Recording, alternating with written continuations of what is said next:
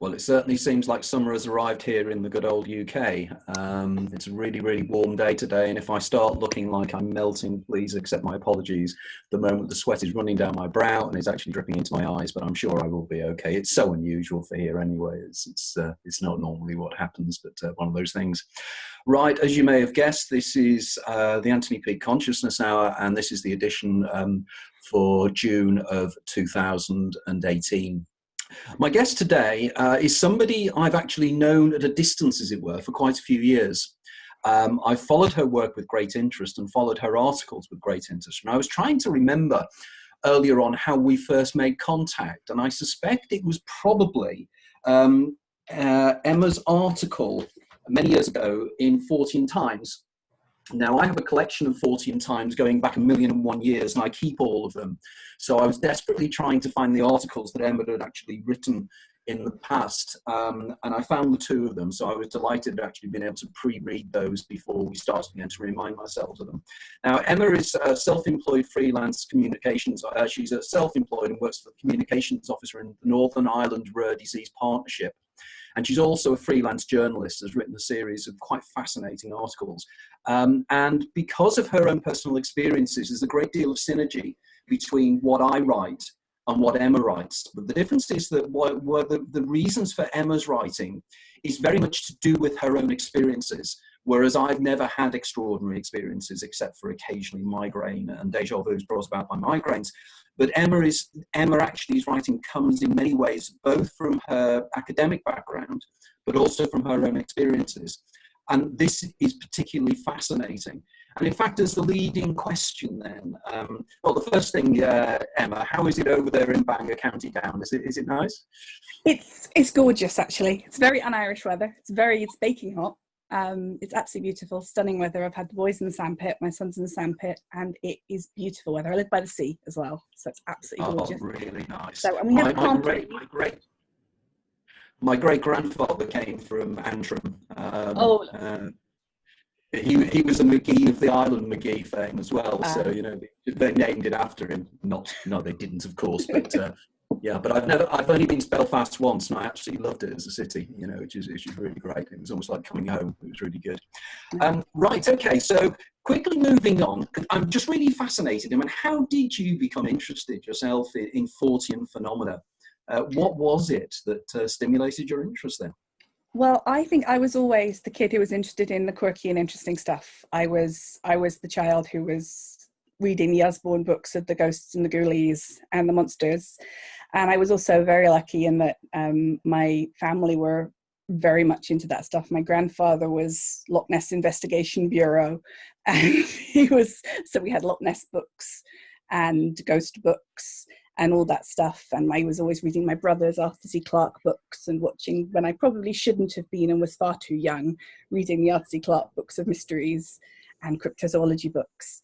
And then I was lucky enough in that I read those and I thought, actually, these are all quite interesting stuff. And then I read them and I thought, actually, this is quite interesting. And there's actually real stuff that you can then go on and do. So I read Human Sciences at Oxford for my degree. And so I started doing intelligent things, and not just the wacky side of it. And so I kept going on the things, but always keeping the extraordinary side of it.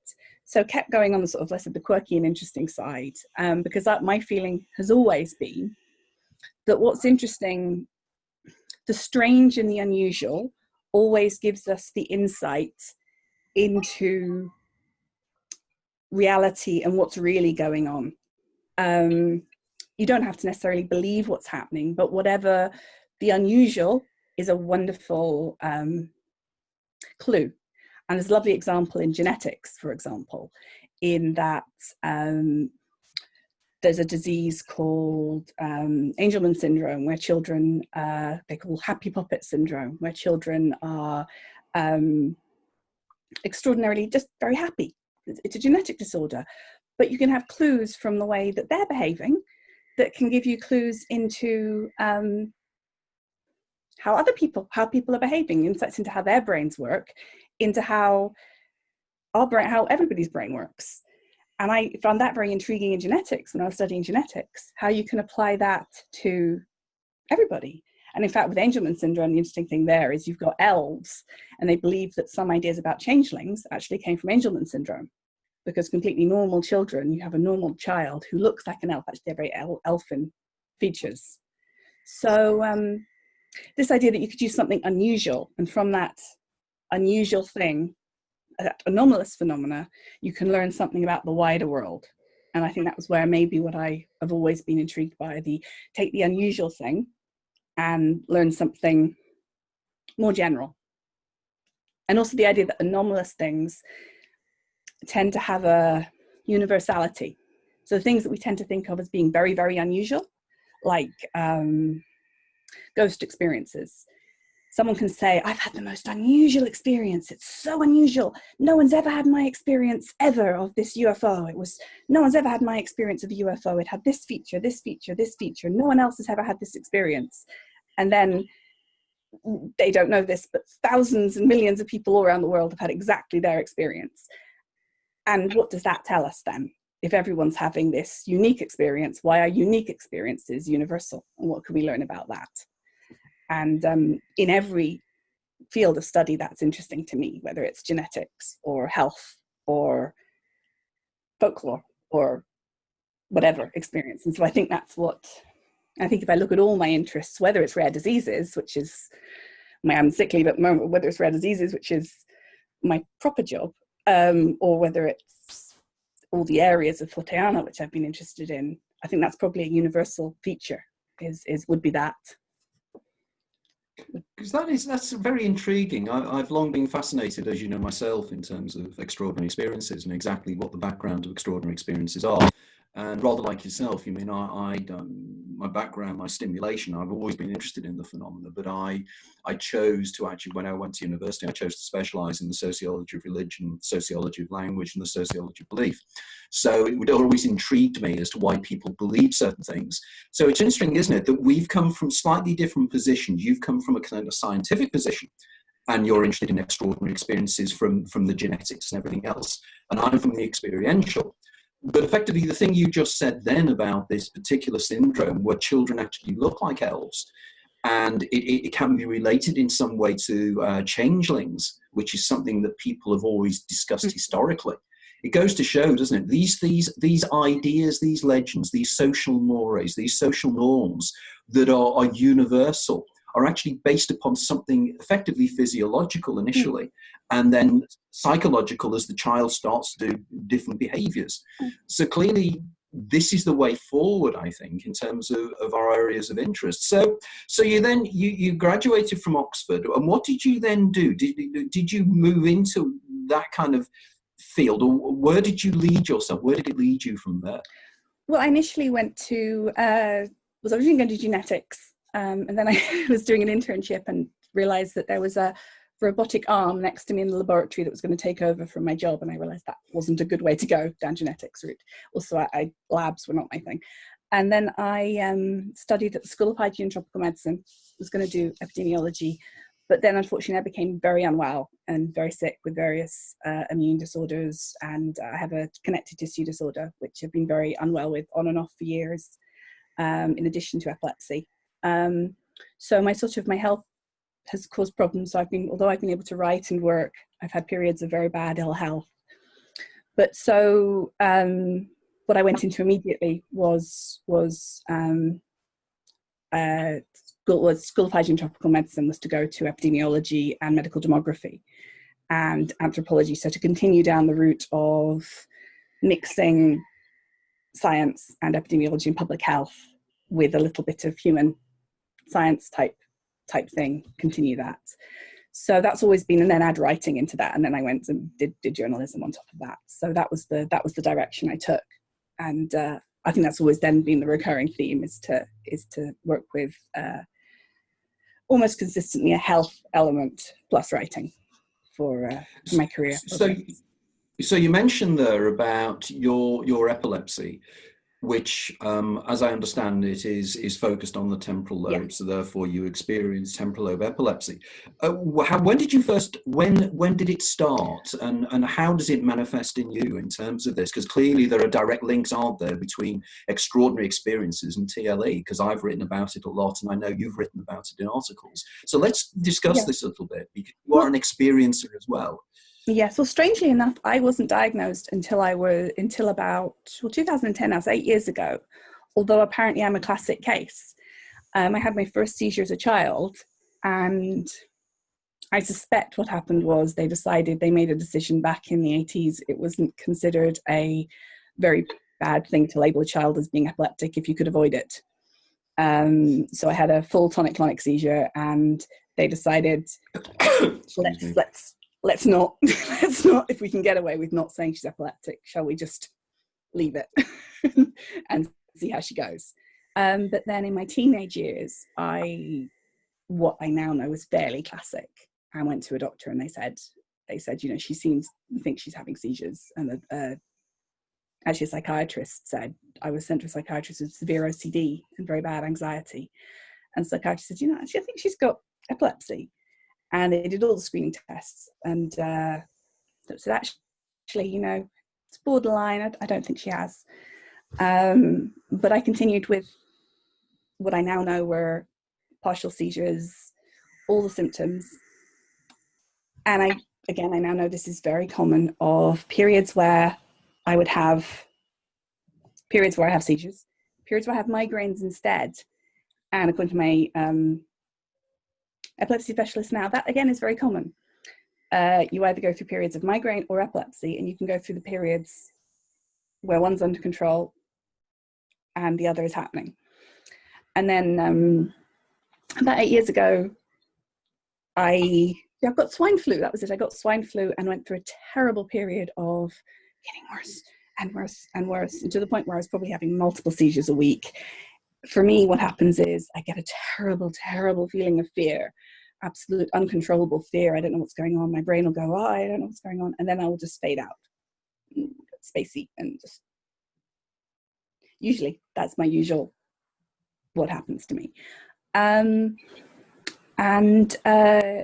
Eventually I was like, they thought I was having strokes, and they thought I was having many strokes, and they tested me for all these things, and they put me on blood thinners, and I still wasn't any better, and they did it.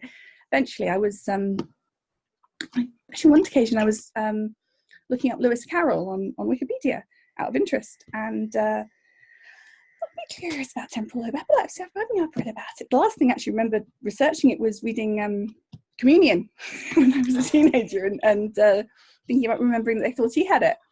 So I was thinking about it, and I was reading the symptoms of temporal lobe epilepsy. I was going, this is sounding awfully familiar. It really is sounding very like me. And sure enough, the specialists at Queen Square, and they were like, yeah. And they did an EEG, and it was fairly conclusive. It was, right temporal lobe. And they can give you a particular type of medication that will dead stop it immediately. And if they can, that's a diagnostic medication. It's not what they keep you on permanently, but if it works, it'll stop it. And sure enough, it worked to treat. And I'm very much under control now. If I don't take my meds, I have problems. It's taken a long time to get it under control. And having babies doesn't help, and hormones and that sort of thing doesn't help. But yeah, it's under control. But I do find it fascinating, because for me, it's the uncertainty. I think it's a lot more complicated even than the neurologists necessarily themselves understand, because there is a very reductionist approach. And I think a lot of patients are perhaps, I know I am, I don't really want to say, my last seizure was a bit more that I got very worried about something, and I felt a bit strange, and I had a bit of even I'm a bit reluctant to say that a seizure was, that it smelt like my grandparents' house, because that does sound like a very strange seizure sensation. Because that's a very strange thing to say, or that, I felt anxious and then I smelt my grandparent. That's a very strange thing to say. So these things, and they do mix with what we think of as psychic experiences. And where do you draw the line, particularly if you're the sort of person who believes in psychic experiences? And I do, to an extent, believe in the stranger things that can happen. And where do you draw the line? Where do you say, you know, where do you say that that's true? And what's memory? Again, because memory is one of the things that temporal lobe at the time. Where do you say that's what's memory? If a memory can be a seizure, how do you know you're not just remembering something? If anxiety can be a seizure, the other thing is it's a very complicated disorder. And one of the issues for me is that I have a connective tissue disorder as well. One of the things that it's associated with is the autonomic nervous system. And I have an autonomic nervous disorder as well. And one of my doctors said, you know, you're standing in front of me, you have a problem with your vasovagal attack, and you have a seizure. We're not going to know which is happening. So you have your vasovagal system, and so which is which? But then they're connected anyway. So it all becomes so much more complicated. And once you throw in the psychic, in the sense, not just in the sense of psychic phenomena, but the psychic in the sense of to do with the brain element, then you're getting even more complicated. And also, to make it even more complicated for patients, issues of race, to go back to being epidemiology, you know, issues of race in patients, you know, the number of patients who are diagnosed with schizophrenia if they're African origins, because their definitions of what they will describe will be different, and what they say to a doctor will be different to what, if I go into a doctor and describe something, I'll be treated differently to what they will describe. So it becomes incredibly complicated. It's fascinating in itself. Well, that's it. I mean, one of the things that when I wrote my first book, it was very much temporal lobe epilepsy that really stimulated migraine, and temporal lobe epilepsy that stimulated my interest, because I'm a classical migrainer. And I get aura experiences, I get deja vu sensations, I get the, like you mentioned, you know, the kind of the very evoked memory kind of things that, you know, you get an olfactory response where you have a particular smell that takes you back to somewhere, and it's associative. And of course, it would be argued, wouldn't it, neurologically, that of course in terms of the fear feeling, it's because it sits above the amygdala, so therefore there's the fear response within the limbic system. Then we have the linkages with memory and the way in which memory processing takes place in that area. So there are all these kind of wonderful areas of mixing in that temporal lobe experiences seem to be opening the doors of perception, which is, of course, I have a whole chapter in my new book on this very theme. Now, one of the things that I was particularly interested in was when you mentioned about your own TLE, because one of the things I saw happen was somebody I know who has experienced very, very powerful temporal lobe seizures. And I actually witnessed with my own eyes and saw her actually have a precognitive event take place that I saw happen, where she said something and while she was in an absence, and then effectively what she just described actually happened in reality, as if her kind of ability to understand time and space had changed in some way. Now, one of the things that you very much write about, and particularly in your articles, and specifically your article in Fortean Times from many years ago, is the idea that there seems to be a direct relationship between TLA and anomalous experiences. So it's a double-ended question now. The first one is, have you had anomalous experiences that you could relate to your TLA? And then secondly, a little bit of an exposition of the overall hypothesis and theory of linking temporal lobe epilepsy with extraordinary experiences. So, you know, if you would like to discuss that, that would be really fascinating. Well, I think I have to begin with like a caveat, which is that it can sound very reductionist, because it can sound like I'm saying, or that people who think this are saying, that temporal lobe epilepsy is some kind of uber explanation for anomalous experiences. That somehow you can say, you know, that ghost, that was a seizure, or, you know, that was caused by a seizure. And that isn't necessarily the case. But anomalous experiences, it seems, can sometimes be either triggered by seizures, or perhaps seizure states can make you more receptive to anomalous experiences, or perhaps they've got nothing to do with it. So that's sort of three situations that may occur. So the reason is that among the sort of things that are symptoms of temporal lobe seizures, but just the temporal lobe seizures, because it happens to be that that's the sort of things that happen within your temporal lobe.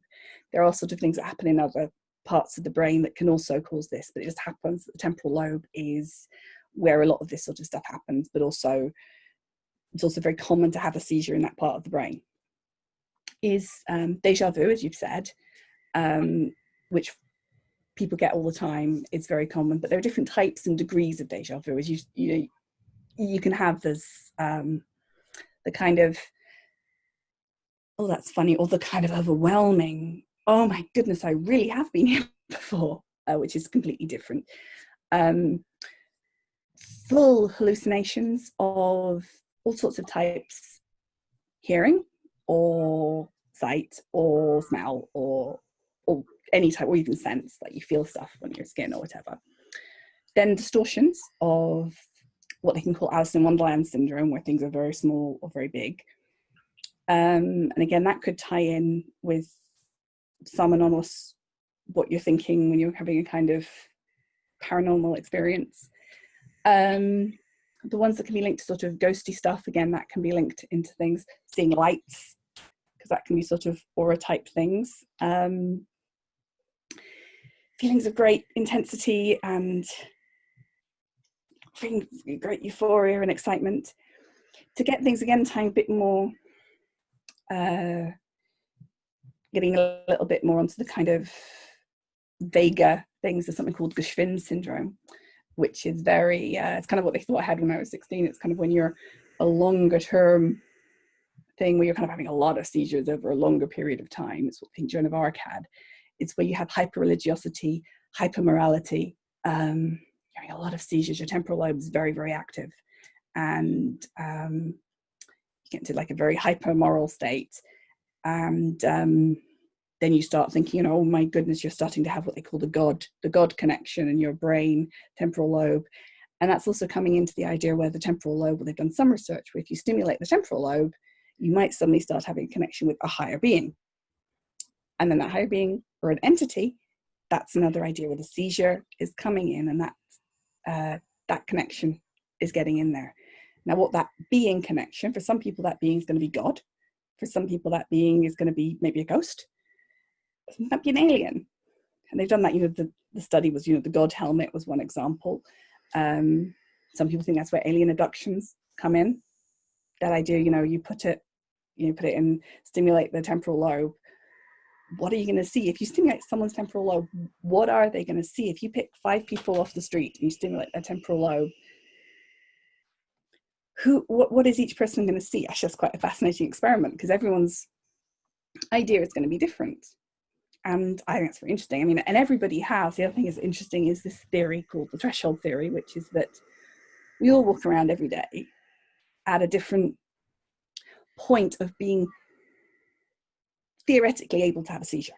Everybody all the time is possibly about to have a seizure, and we all, for different reasons, are different ways to have a seizure. Now, if you're lucky, you're way, way up here, and you're not likely to have a seizure ever. And you might go your whole life way, way up here, never having a seizure. And then once you've had a seizure, you go down here, because once you've had a seizure, you're more likely to have another seizure. And if you use certain drugs, you come down a little bit more. And if you have a head injury, you go down a little bit more. And if you're a child, you go down. And if you're a bit older person goes down here. And if you're stressed, you go down here. And if you are very tired, you go down here. And if you're epileptic and you don't get your drugs, you go down here. And all these different things factor in. Everybody is there along a scale all the time, going above, up and down. And the threshold for having a seizure dips along here. And anytime, anybody can go on a little meter. So you take anyone off the street and you kind of put them up and down that little thing. And as I said, not wanting to be reductionist, but the theory is that you go stimulate anyone's temporal lobe, they might have a seizure at any time. And just over Christmas, this fascinates me because for all my anomalous experiences, and I've had lots of synchronicity and occasional weird stuff and childhood stuff, but this one just showed to me the idea of entities, and I'm fascinated by entities and jinn and all this stuff and genie and all that stuff. And then I was at Christmas, I'd had pneumonia, I had been taking antibiotics. Antibiotics make your epilepsy drugs less effective. I'd had fevers, I was very tired, hadn't had much sleep. So you can see I was getting closer and closer to I already had epilepsy. I was getting closer and closer to the seizure threshold. For some reason, it just went too low below it. And I think I even missed a dose of medicine, so I went right down. And I was lying in bed, and I just turned to my husband and I said, really please don't laugh at me. And he said, I'm not going to laugh, whatever you said. I said, really, please don't laugh.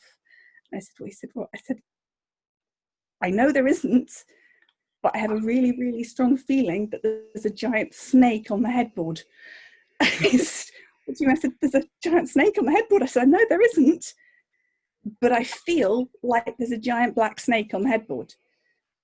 And he said, what do you mean? He said, I've got the feeling like I'm having a seizure, and I've got the feeling of a seizure, and I feel like there's a giant snake on the headboard. I can see it in my head. I'm not looking, I'm not going to look because it's a giant snake, but I can feel a giant snake on the headboard. And he said, well, there isn't. Trust me, there's no giant snake on the headboard. I said, yeah, I know there's not a giant snake on the headboard, but that's how I feel that there's a giant snake behind me. And he said, well, calm down, because I think you're having a seizure. I'm like, yeah, I think I'm having a seizure. I think you're right. I think I'm having a seizure. But for some reason, on that occasion, my brain, for the first time ever, went entity and went snake. And it was all powerful. It was snake. I wasn't actually looking at the headboard, snake. He said, well, just calm down, let it go. If it's a seizure, it'll ride out within 2-3 minutes. It'll go, you'll just be left with a headache. You'll feel terrible. You'll feel exhausted. You'll feel like you've had a headache. Sure enough, within 5 minutes, I'm just lying there like, why a snake? I don't like snakes. I really don't like snakes. My son had been watching a cartoon with snakes in it earlier in the day. I was exhausted. The only thing that was more interesting than all that, apart from it being fascinating that I'd had that experience, and as I said, I think anybody could have that experience in the right circumstances. The following day, I was looking through the newspaper, and there's a picture of a man who'd found a giant black snake in his car in Australia. It was the same type of snake, a bit smaller, but it was the same flipping snake as my dream. The only thing I think was that maybe it had been on my Facebook feed and I'd scrolled past it. But it shows, and to me, the really interesting thing is that my brain went to snake, and I know what was happening, or I had a guess of what was happening. Had I been hyper-religious, had my biggest fear been demons, I could have gone to demon. Would have been a very, very different conversation with my husband. There's a demon on the headboard is a very different conversation, a very different experience. And I think so it just shows that you can have this, and I think it could happen to anyone. It shows that it shows the pathway as to what can happen. But it's something as pure as an experience of an hallucination of fear can be generated. But having said all that, I don't believe that excludes the possibility that these states are not also able to allow access to other things, if that makes sense. Absolutely fascinating. There will be people who read my work who will be bouncing up and down at your description there and saying, wow, that is absolutely incredible. Believe me, folks, there was no Emma and I have not discussed this in advance. There was no way that Emma was, this is the first time we've ever been in communication in this way. And it's uncanny because, of course, as you know, I argue that people who experience temporal lobe epilepsy and my doors of perception hypothesis, the doors are much wider open to perceiving other things. That during these circumstances, you have the sensed presence of something that is greater than you. As you said, if you were religious, as with Gershwin syndrome, that you would actually interpret it as being God or something greater than yourself. But I was particularly intrigued here with the symbolism of the snake, because you're probably not aware, but I've had one of my experiences I had with the lucid light device, the Lucia machine, that I've written about quite a few times in my books, stimulated after I had first used the machine. I had a series of very, very powerful dreams involving snakes. And it does seem that the symbolism of snakes, particularly in terms of people who take ayahuasca, people who take dimethyltryptamine and everything else, there does seem to be this kind of serpent thing going on. Now, we don't go into the crazy areas of David Icke and everything else, but there does seem to be some form of archetype here going on. And sometimes I've actually thought, is this somehow DNA? In terms of the Jungian symbolism of the Ouroboros and everything else, is it somehow a symbol of DNA in some way? Well, they say it's because snakes go into the underworld and come back up, don't they? Oh yes, of course. So the undulation, yeah, because they can go down and up. They go into the ground and they come up. So they access the underworld and our world. So it's very much a shamanic thing as well. Make a noise. That's why I don't trust them. Coming. That's the problem.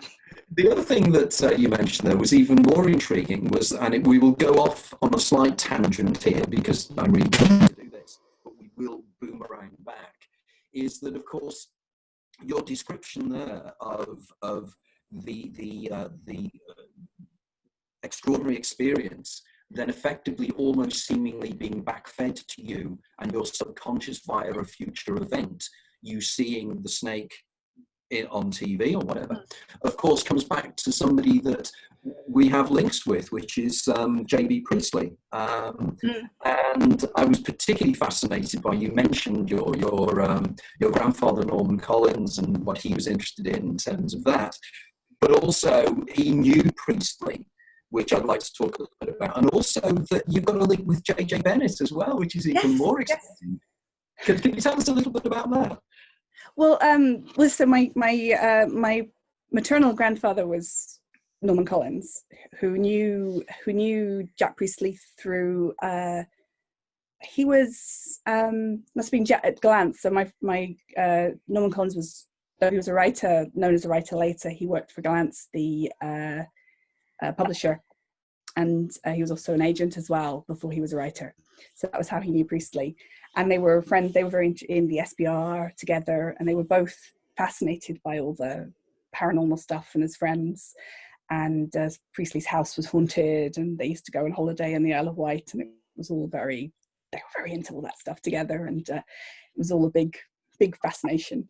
And again, in one talk about synchronicity and all the fascination of all that. So the Priestleys and my grandparents were very good friends, and as a family, my mum would have spent time at their house. And although the Priestleys were older than my grandparents, so I gave your Priestley book to my mum for her birthday, and she read it and came back the next day, and she says, "I didn't know that Priestley knew Jack Bennett." So he was married to my dad's maternal aunt, who was his first wife. So again, we didn't know this, which again is strange, presumably because the Priestleys wouldn't have gone to the wedding because they were busy or something. A close connection. And then again, the synchronicity that day, having had this conversation through no random thing, Facebook then pings the connection that my cousins on that side then on that day decide to accept the Facebook request from 18 months ago. Wow. Basically a cousin tracking system in my family. But yes, I'm very lucky. Was it Bennett that came up with the concept of hypoxis? I'm not sure.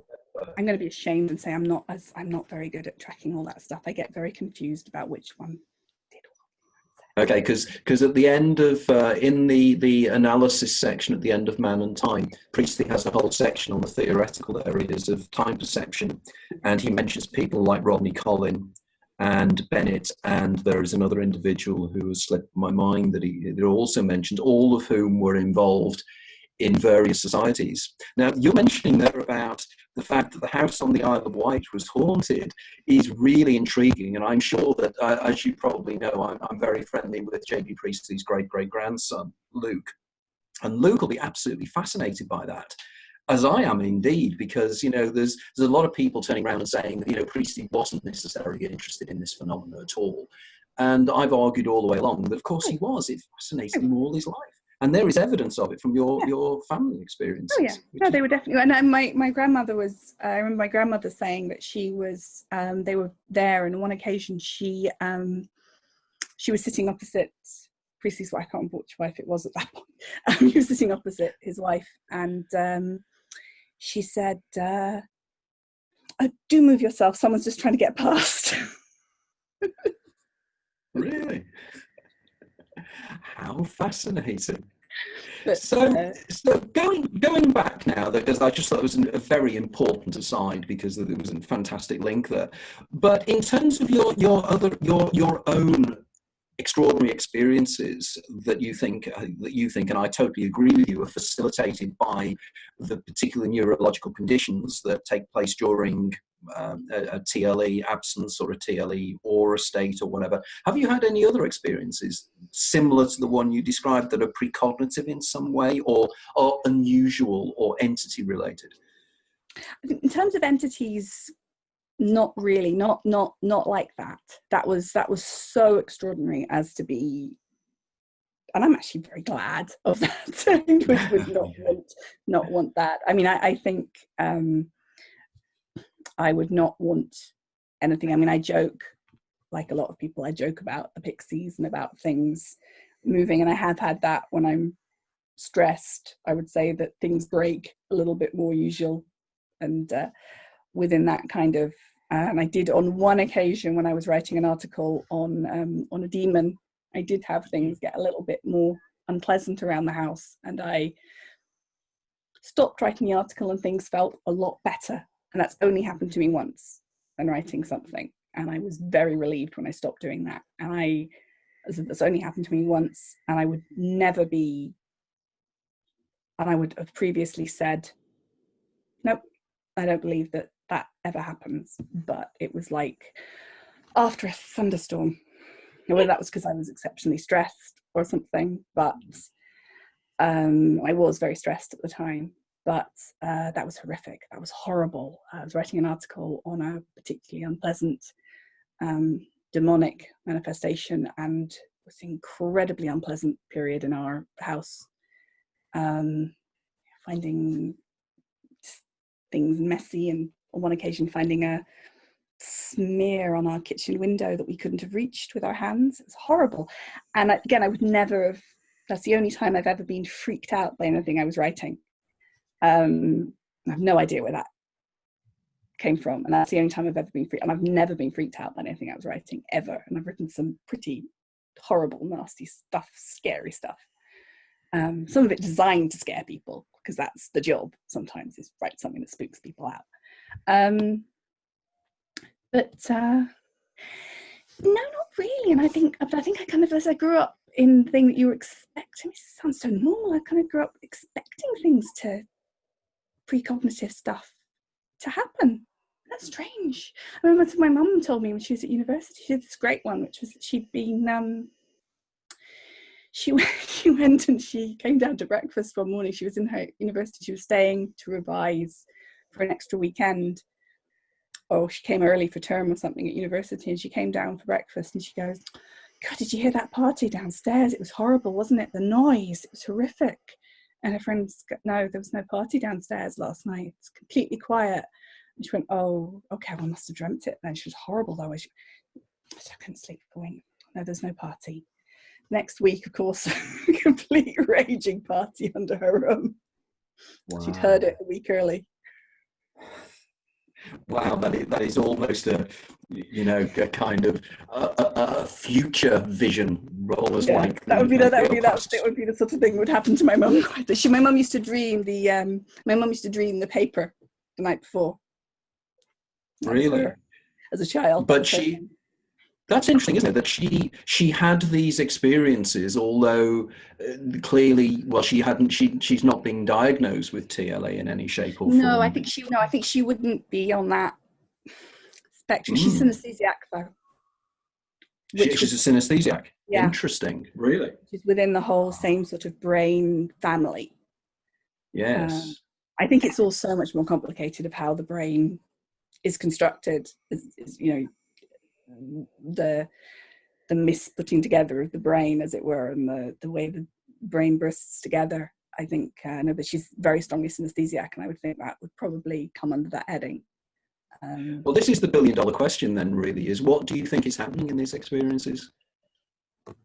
What do you think this tells us about the nature of reality? I have no idea, and I'm not sure if I want to know. I'd love to know. It's awful, isn't it? I'd love to know, but on the other hand, do I want to know? Isn't that awful? Yes, because you do sometimes wonder, don't you, that you think there are certain things that we should know and there are certain things we shouldn't know. And, some of the areas that you and I are both interested in take you into the kind of the liminal areas that really sometimes you feel, I'm at ease where I am with this, and you sometimes think, is this crazy? Or am I manifesting this in some way around me? Because as you said, it just does seem, of course, if we take quantum physics into account, the idea that in some way the act of observation can in some way manipulate the reality around us, this begs certain questions. Now, one of the areas that you have written extensively about, and I reread the article recently, and we were talking about it before we started, is this concept of otherkin. And a wonderful article, and I do strongly suggest anybody, if you get the opportunity, it's in Fortean Times 283, Emma's article, and it is wonderful. It's also beautifully illustrated. I think the illustration that in there is absolutely wonderful as well. I don't know who did that. But can you tell us a little bit about what otherkin are and what is going on here? I know it's an online thing, but can you tell us a little bit about it and where it's going now? Well, at its simplest, it's people who believe that their souls are mythical creatures. There's a sort of parallel, which are people who think their souls are animals. But at its simplest, otherkin are people who believe their souls are mythical creatures. There's now a sort of another group who are the people who believe that their souls are fictional characters. That's really only happened in the last 5 years, and I don't know what that's all about really, but the mythical creatures are fascinating.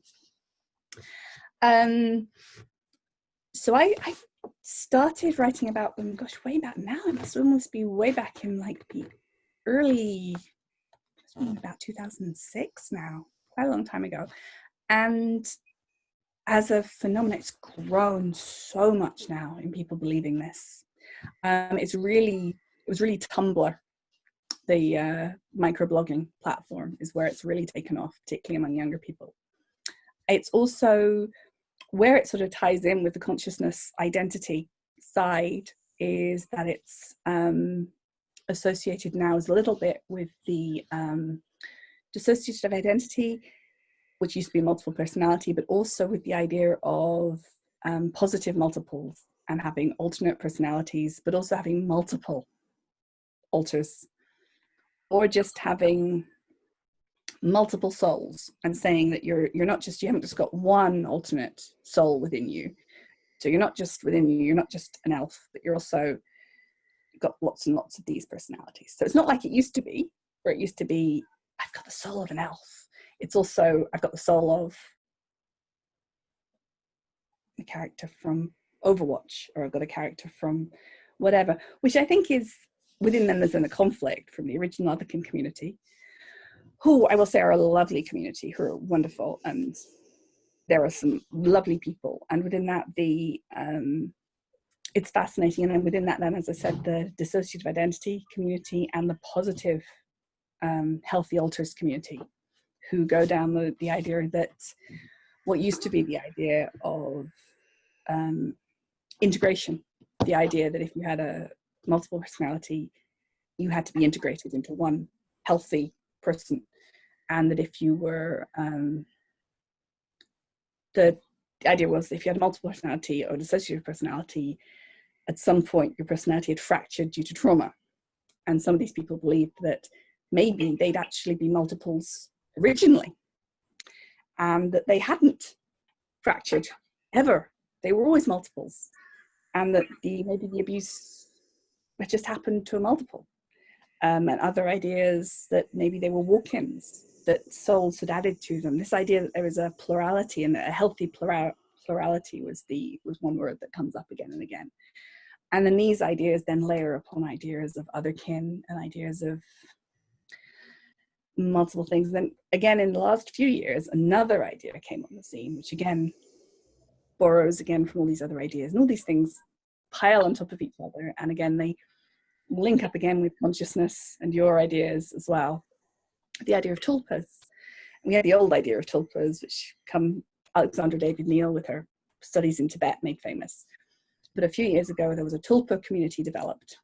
And the tulpa community believed that they could create a best friend for life in their brain, and they could deliberately create a multiple personality. And rather unfortunately, this came out of the adult My Little Pony community originally, partly. So it's always kind of been associated with that a little bit, because I think for some reason it was some bronies originally who did this. But the tulpa community, again, is fascinating, and I don't know how much of it is real, whether they've actually done it or not, whether it's healthy to do it, whether they've actually managed to split their person, if they've actually managed to split consciousness, whether if you put them in an EEG, would it actually be like people with dissociative identity? But again, it comes back again to my interests. If it's an anomalous, if they've managed to create it, what does that tell us about dissociative identity? Why would you want to create a friend for life in your brain? I totally cannot understand the appeal for that. I find having people in my head, in my personal space all the time annoying anyway. Why would you want it in your head permanently? It's fascinating. And you get debates as to what happens. Is it wrong to kill your tulpa if you get sick of them? I don't know. They're not real, but that's just me. But it's a fascinating area. But so hopefully I'll get a chance to write about that at some point. But you kind of feel intrusive. It kind of goes back to some of my unease I had when I studied anthropology. I'm nowhere near nosy enough to be an anthropologist. It's quite nosy to be an anthropologist. I'm not that nosy. So I kind of feel a bit guilty about that, but it's fascinating to know. But again, from the consciousness side is, can you do it? Are you doing it? Or are you just pretending? Is it role play? I don't know. Are they kidding themselves? It's a very elaborate fantasy, if they are. It is, isn't it? And it's something, again, there's a link here to Priestley. You may not be aware of there's the link to Priestley. But Priestley he wrote, while he was living, funnily enough, at the house on the Isle of Wight, his daughter was having a relationship, and I think subsequently married, I think he was North European, he may have been Dutch, I'm not quite sure. But Jack and this guy actually wrote a story called Total Tulpa. And curiously enough, the rights for it was bought by, of all people, Norman Wisdom. And it never really appeared anywhere, but it was a fascinating idea, because of course Priestley, way back in the late 1920s, early 1930s, wrote a story about a man who created a girlfriend from somebody on the silver screen, very much similar to what I think was a very famous film that Woody Allen did about somebody coming down off the screen. Purple Rose of Cairo. The Purple Rose of Cairo, of course, thank you. One of my favourite films, Woody Allen being a creep. Yeah, absolutely. It's a wonderful film. It is a wonderful film. But it is this idea, isn't it, of this creation of an entity. Now, again, as you say, the Alexander Neal work that she did, and of course the creation of, I think it was it Thomas or Edward or whatever, the group of people in Toronto that created this being Yes, that they decided to yes. create, eventually. Conjuring Philip. Philip, that's it, thank you. And you do wonder, can we manifest in some way an egregore, I suppose is the technical term for it. And it seems to me this is what these individuals are trying to do. But as you say, that it has these elements of the dissociative personality syndrome, multiple personalities. And it just seems that we can slip into this kind of worldview. And as you said, and I think it's a very good point, if you could do some kind of EEG scan of somebody who's in an altered state and they are manifesting another identity, whether the personality traits would be different. Whether you could apply, for instance, psychometric profiling to them, all these kind of things. There's some fascinating areas that we could move into there in terms of that.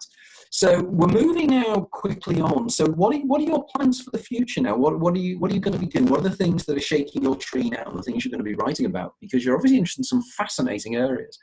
Well, I've been on sick leave for a while now because I had to take a little bit of a break and have babies and be sick and recover from being quite ill recently.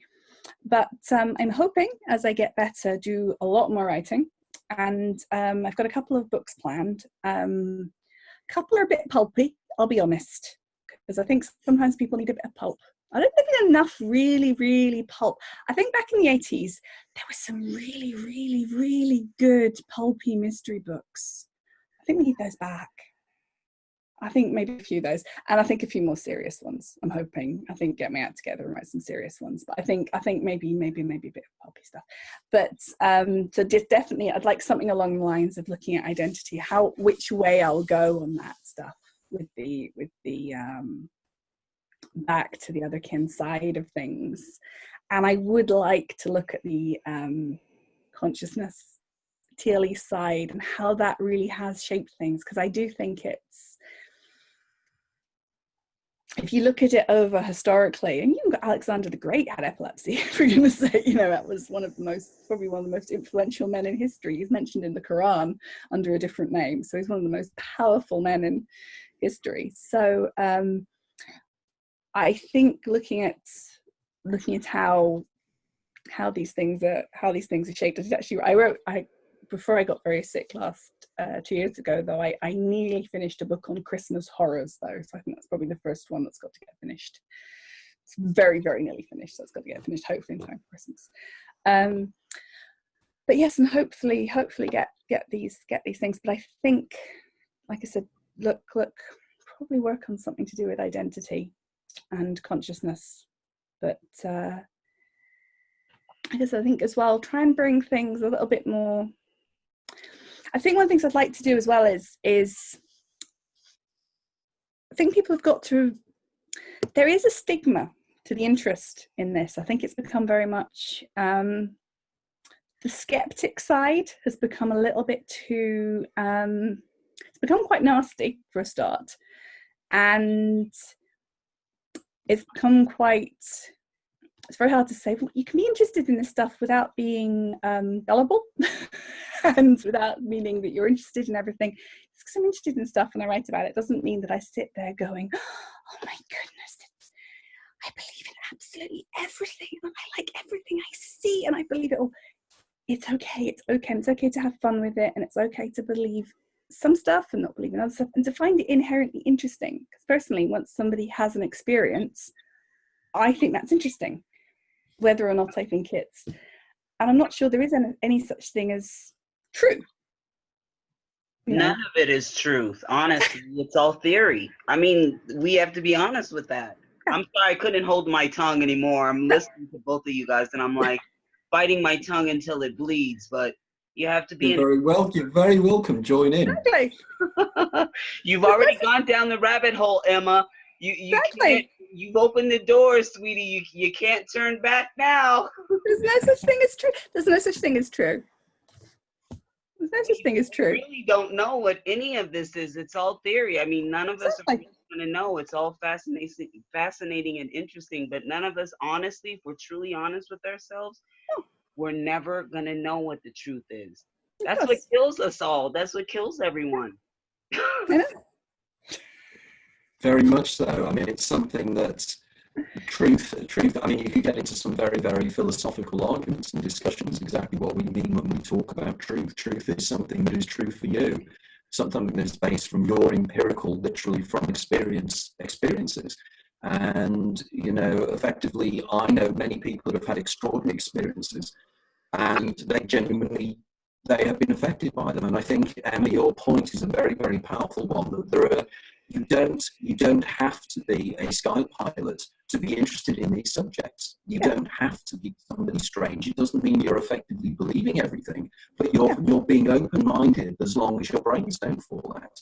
And there is a very strong, vehemently nasty skeptical community out there, and it's moving towards these, and these people irritate the hell out of me. They really do. You know, and it's about time they had a comeuppance. You know, for instance, you know, the research I'm doing for my new book at the moment, you know, for instance, they don't even know. They talk about the things they know about quantum physics and the things that they clearly don't know, and the games they play pretending that they understand. I mean, nobody understands how magnetism works. Nobody understands why electrical attraction works. Nobody understands why something's positive or negative. They know the processes and what happens, but they don't know what causes it. You know, so there's this huge hubris going on here. And I think what would be powerfully important is a book written by somebody like yourself from the TLE viewpoint of the experiences you've had, of the worldview. And I know that particularly people within the TLE community are crying out for something like this. I know people like O.C. Temkin wrote a wonderful book about it many, many years ago, and there's been various other very, very good books written about TLE, but not necessarily from the experiencer point of view. And I think that's profound importance. And I don't know if you've got across the work, somebody who's been on this show in the past is a guy called Myron Dial, who's an artist based in the USA. And I've interviewed Myron a couple of times, you know, and his experiences, which I discuss in great detail in my book, Opening the Doors of Perception, are just absolutely extraordinary. Absolutely extraordinary. You know, and clearly these are experiences that have changed his life powerfully. He's manifested his own lifelong friend, which of course I would argue is the daemon in himself, which he calls Charon. And I regularly get messages from people around the world who have experienced TLE, who have this hidden partner, have this entity that's with them throughout their lives. You know, this is something that it's profoundly important and profoundly significant. And of profound importance. So I really look forward to your future work. I really do. That could be very interesting. Right, Emma, is there anything else you want to say? Is there anything in terms of if people want to contact you or want to check out your work or anything? I know that you have a website. I don't know how active that is, or your Not work. very active at the moment, but it's there. It's www.emmamcneil.co.uk, and it's there. I probably have some dead links on it because various organisations have finished. It's there, and if you're in Northern Ireland and you have a rare disease, there's www.nirdp.org.uk. So we're there to support people with rare diseases. So it's a very niche group if anyone here needs help. But thank you very much. Thank you. It's been absolutely wonderful talking to you. Your personality and your humour and your fascination on life actually sort of beams out of you. It's incredible. It's incredible. You're great fun to interview. So thank you very much, and thank you very much for those wonderful articles in the Fortean Times. Thoroughly enjoyed them, and thanks very much for being on the show. Thank you. Oh, thank you. And as always, thanks to Dia over in 100-degree Fahrenheit Denver, who's over there slowly cooking away, and everything else as well. So thanks, everybody, and we'll be back with you again next month for another edition of the Anthony Peake Consciousness Hour. Thank you. Thank you.